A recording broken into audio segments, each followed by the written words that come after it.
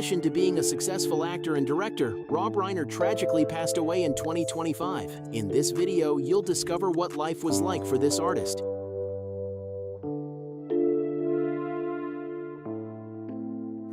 Behind the tall iron gates of Rob Reiner's sprawling mansion, everything looked exactly as it should. But what unfolded behind those doors would send shockwaves far beyond the movie industry. In a sudden and tightly controlled operation, FBI agents reportedly entered the estate expecting routine procedures. What they encountered instead stopped them cold. But how could something so unsettling exist in a place associated with fame? And why has so much of what was found never been fully explained? Join us as we uncover the shocking discovery in Rob Reiner's mansion by the FBI. The shocking discovery in Rob Reiner's mansion. The tragic cause of death for Rob Reiner and his wife, Michelle Reiner, has now been officially confirmed, following their son Nick Reiner's first appearance in court in connection with the shocking double murder case.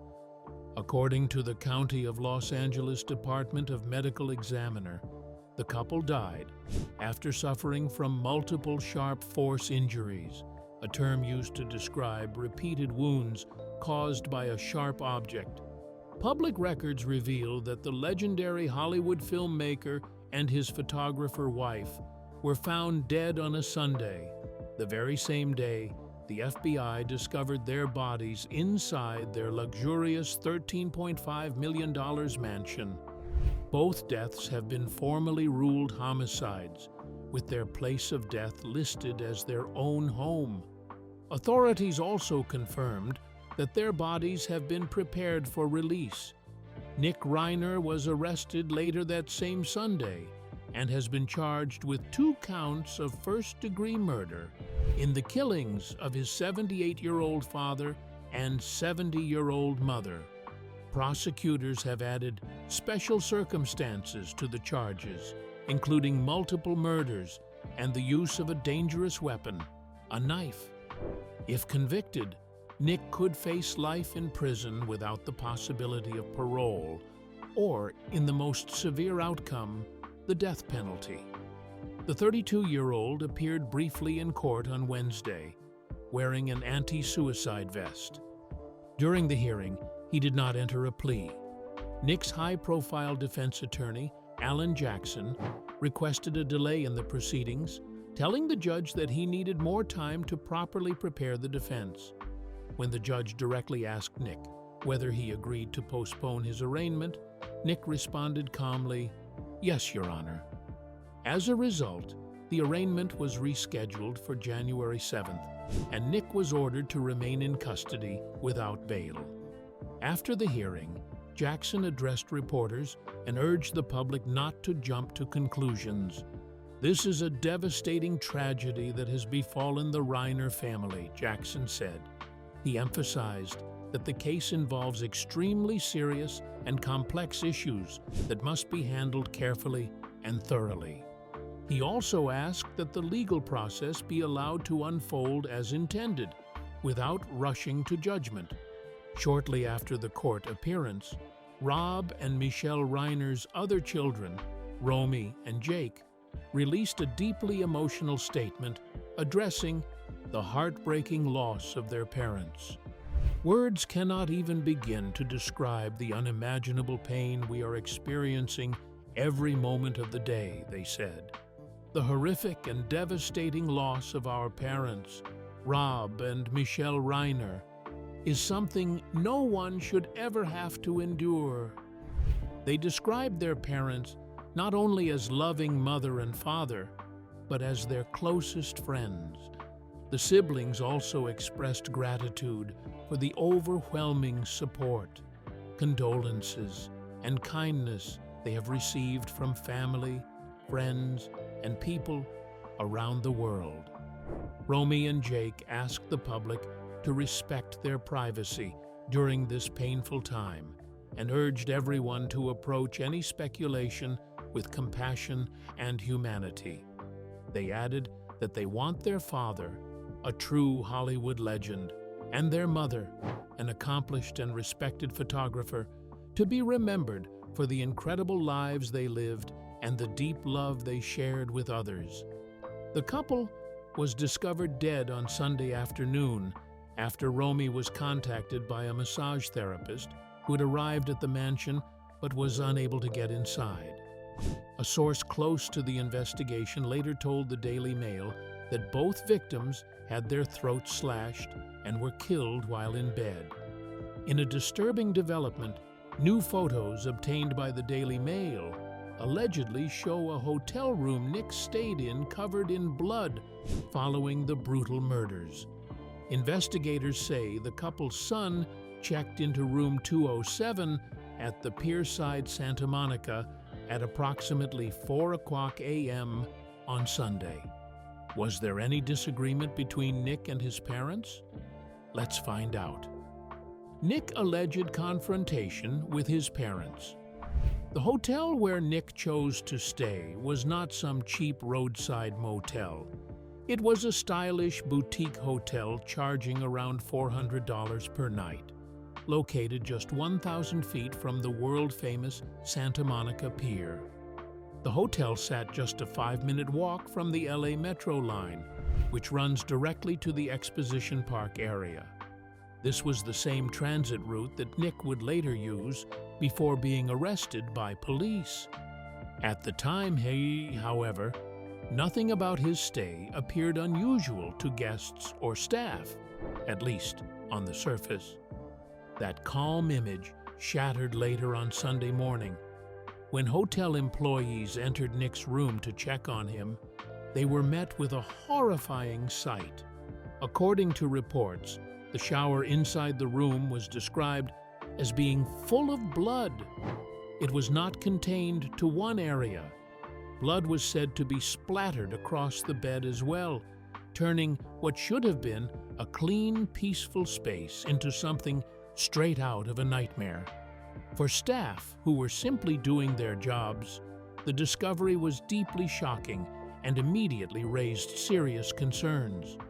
As investigators later pieced together the scene, more unsettling details came to light. When detectives arrived at the hotel on Monday to collect evidence, they noticed something strange about the room's windows. Instead of being left open or uncovered, the windows had been completely covered with bed sheets. This was not normal for the hotel and immediately caught the attention of law enforcement. To detectives, it suggested an attempt to block light, hide activity, or create isolation from the outside world. At the time of these events, Nick had not been living full-time with his parents inside their main residence. Instead, he had been staying in the guest house, located on his parents' massive $13.5 million mansion in the upscale Los Angeles suburb of Brentwood. The area is known for its quiet streets, privacy, and celebrity residence. From the outside, the Reiner family appeared to live a life of comfort and success. Behind closed doors, however, there were growing worries. Sources close to the family revealed that the Hollywood director had become increasingly concerned about his son's well-being. Nick reportedly had a long and painful history involving drug addiction and repeated mental breakdowns. These struggles had caused serious worry for his parents, who feared that his condition was becoming more unstable over time. On Saturday evening, the family attended a holiday party filled with high-profile guests. Rather than going to enjoy himself, Reiner reportedly brought Nick along specifically to keep an eye on him. It was not meant to be a casual outing. It was an act of concern, driven by a parent's fear that something might go wrong if Nick was left alone. The party itself was an A-list event, hosted by late-night television star Conan O'Brien. The gathering was meant to be festive and joyful, filled with laughter, conversation, and holiday cheer. But Nick's presence reportedly shifted the mood in an uncomfortable way. Several guests were said to feel uneasy around him, sensing tension and unpredictability in his behavior. At one point during the evening, things reportedly escalated. Nick became involved in a heated exchange with comedian Bill Hader. The situation eventually reached a breaking point. The tension became so noticeable that Reiner and his wife made the decision to leave the party early with their son. What was Reiner's humble beginning like? Did he face any obstacle? Let's take a closer look.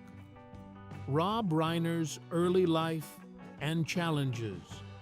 Rob Reiner was born on March 6, 1947, in the busy Bronx neighborhood of New York City. At the time, this part of the city was loud, crowded, and full of everyday struggles, very far from the glamorous world of Hollywood that he would later become known for. From the very beginning, Rob was surrounded by entertainment. But that did not mean his childhood was easy or carefree. His family was deeply rooted in show business, which brought both opportunity and pressure. His father, Carl Reiner, was already becoming a major name in comedy. He wrote for Sid Caesar's Your Show of Shows, and later went on to create the legendary sitcom The Dick Van Dyke Show. Carl was not just successful, he was admired and respected across the industry. Rob's mother, Estelle Reiner, was also a performer. She was a singer and actress with a sharp wit and warm presence. Decades later, she would become unforgettable to audiences for delivering the famous line, "I'll have what she's having," in When Harry Met Sally. Growing up in this household meant creativity was part of everyday life. Family gatherings were not ordinary dinners. Comedy legends like Mel Brooks and Norman Lear often stopped by, filling the home with laughter, stories, and big personalities. For young Rob, this exposure was inspiring, but it was also intimidating. When everyone around you is brilliant, the pressure to live up to that standard can feel overwhelming. When Rob was 13, his family moved from New York to Los Angeles. This change was a major shock. He was suddenly pulled away from his familiar East Coast world and dropped into the highly competitive environment of Southern California. Starting over was not easy. He had to adjust to new schools, new people, and a new culture, all while trying to figure out who he was and where he belonged. Family played a huge role in shaping Rob's strength during these years. Carl Reiner was more than just a famous father. He was a teacher and guide. He encouraged Rob to watch closely, listen carefully, and learn how great comedy and storytelling really worked. Carl taught him about timing, patience, and persistence, reminding him that success in entertainment was never guaranteed. Estelle, on the other hand, offered emotional balance. She believed in being real and staying grounded, even in an industry obsessed with image and fame. Her honesty helped Rob understand the value of being himself. Still, growing up under the shadow of an Emmy-winning father was not easy. Comparisons followed Rob everywhere. No matter what he tried, people often saw him first as Carl Reiner's son. That invisible weight made every small failure feel bigger, and every success feel harder to claim as his own. As a teenager during the turbulent 1960s, Rob also faced the wider challenges of his generation. The Vietnam War draft lottery hung heavily over young men at the time, creating constant fear and uncertainty. While Rob avoided military service through a student deferment while attending UCLA, the stress never fully went away. On a personal level, Rob struggled with deep self-doubt. Early acting auditions were harsh, and rejection became a familiar experience. He joined improv comedy groups, hoping to find his voice, but often felt overlooked next to louder, more confident performers. These moments left him feeling isolated and frustrated. Later, when he tried writing comedy sketches, critics said his work sounded too much like his father's. That criticism hit hard and sent him into a period of creative self-searching, where he questioned his originality and future. How was Reiner's journey to stardom? Let's find out. Rob Reiner's career journey. In the early 1960s, Reiner was still learning the ropes of the entertainment world. During this time, he worked as a trainee and apprentice at the Bucks County Playhouse in New Hope, Pennsylvania, a well-known theater that helped shape many young performers. This hands-on experience gave him a deep understanding of acting, stage discipline, and storytelling from the ground up. One of his very first on-screen appearances came shortly afterward.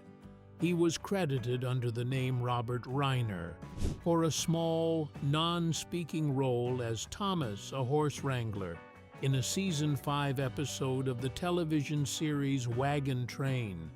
The episode, titled The Lieutenant Burton Story, starred Dean Jones and aired on February 27, 1962. Although the role was minor and required no dialogue, it marked an important milestone in Reiner's early career and placed him officially in front of a national audience. By the late 1960s, Reiner was steadily finding work in television, often appearing in brief or background roles on popular shows of the era. These included well-known series such as Batman, That Girl, The Andy Griffith Show, Room 222, Gomer Pyle, USMC, and The Beverly Hillbillies. While none of these roles made him a household name at the time, they helped him build experience and visibility. During this same period, he also appeared in several films, including projects directed by his father, such as Where's Papa?, released in 1970. At the same time, Reiner was beginning to explore another side of entertainment: writing.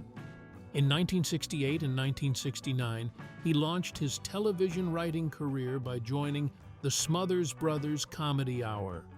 There, he worked closely with Steve Martin, who was his writing partner.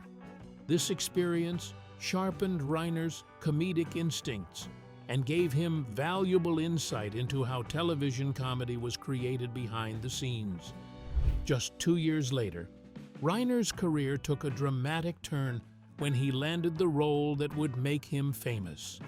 He became widely known for playing Michael Stivic, the outspoken and liberal son-in-law of Archie Bunker, on Norman Lear's groundbreaking sitcom, All in the Family. The show premiered in the early 1970s and was adapted from the British series Till Death Us Do Part. From 1971 to 1976, All in the Family dominated American television and held the title of the most-watched show in the United States for 5 consecutive seasons. Reiner's character was often mocked and insulted by Archie Bunker, who gave him the nickname Meathead. The name became so closely linked to Reiner that it followed him long after he left the show and even after he successfully transitioned into directing. Reiner once joked about this lasting label by saying that even if he won a Nobel Prize, headlines would still read, "Meathead wins the Nobel Prize." His performance on the series earned him major recognition. Reiner won 2 Emmy Awards, received 3 additional Emmy nominations, and was nominated for 5 Golden Globe Awards, cementing his reputation as a talented and respected actor. In October 1971, while still riding the success of All in the Family, Reiner made a guest appearance on an episode of The Partridge Family. The following year, in 1972, he teamed up with Phil Mishkin and Jerry Eisenberg to create a new sitcom titled The Super for ABC. The show starred Richard S. Castellano and focused on the stressful and often humorous life of an Italian-American apartment superintendent in New York City. Although the series only ran for one season during the summer of 1972, it demonstrated Reiner's growing interest in producing and creating television content. After this period, Reiner gradually shifted his focus toward filmmaking. Decades later, however, he made a return to television with a recurring role on the sitcom New Girl, appearing from 2012 to 2018. Beginning in the 1980s, Reiner fully established himself as a highly successful film director, working across many genres. His early directorial projects quickly became cult classics. These included the rock band mockumentary This Is Spinal Tap in 1984, the emotionally powerful coming-of-age drama Stand By Me in 1986, and the beloved fantasy comedy The Princess Bride in 1987. Throughout this period, he frequently collaborated with film editor Robert Layton, who was also known for his work with director-actor Christopher Guest. Through his production company, Castle Rock Entertainment, Reiner went on to direct several films that achieved both critical praise and major box office success. One of these was the romantic comedy When Harry Met Sally, released in 1989, which is often ranked among the greatest romantic comedies of all time. He followed this with the intense psychological thriller Misery in 1990, a film that earned Kathy Bates the Academy Award for Best Actress. His most commercially successful film came in 1992 with the military courtroom drama A Few Good Men, which received a nomination for the Academy Award for Best Picture. In the years that followed, Reiner continued directing notable films, including the political romance The American President in 1995, the courtroom drama Ghosts of Mississippi in 1996, and the inspirational comedy The Bucket List in 2007. In 2015, he directed Being Charlie, a semi-autobiographical film co-written by his son Nick, blending personal themes with fictional storytelling. Alongside his directing career, Reiner never stopped acting. He appeared in supporting roles in numerous films and television shows, such as Throw Mama from the Train in 1987, Sleepless in Seattle in 1993, Bullets Over Broadway in 1994, The First Wives Club in 1996, Primary Colors in 1998, EDTV in 1999, and The Wolf of Wall Street in 2013. He also made memorable appearances in his own films, most famously as the mock documentarian Marty DeBurgi in This Is Spinal Tap. Other roles in his directed films included The Story of Us in 1999, Alex and Emma in 2001, and a major supporting role in the journalism-focused drama Shock and Awe, released in 2017. Reiner even poked fun at his own public image, with cameo appearances in projects like Dickie Roberts, former child star in 2003, and 30 Rock in 2010. In November 2023, Reiner partnered with journalist Soledad O'Brien to launch a 10-part podcast series titled Who Killed JFK?, exploring one of the most debated events in American history. The following month, in December 2023, he opened the primetime CBS special Dick Van Dyke, 98 Years of Magic, with a heartfelt tribute and conversation honoring Dick Van Dyke's legendary career. Reiner's final film, Spinal Tap 2, The End Continues, was released in 2025, just 3 months before his death, bringing his long and influential career full circle by returning to one of his most iconic creations. How was Reiner's private life? Let's find out. Rob Reiner's personal life. Rob Reiner's personal life has seen deep love, major changes, and painful challenges over the years. In 1971, he married actress and director Penny Marshall. Their relationship brought together two creative minds during an exciting time in Hollywood. Rob later adopted Penny's daughter, Tracy Reiner, from her previous marriage to Michael Henry, fully embracing the role of a devoted father. Tracy would go on to become an actress herself.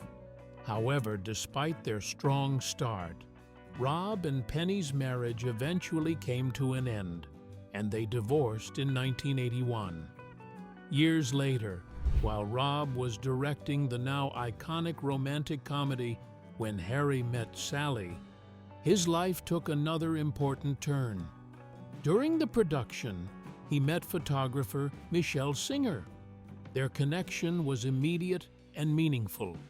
In fact, their conversations and growing bond influenced Rob's creative choices, including his decision to change the movie's original ending.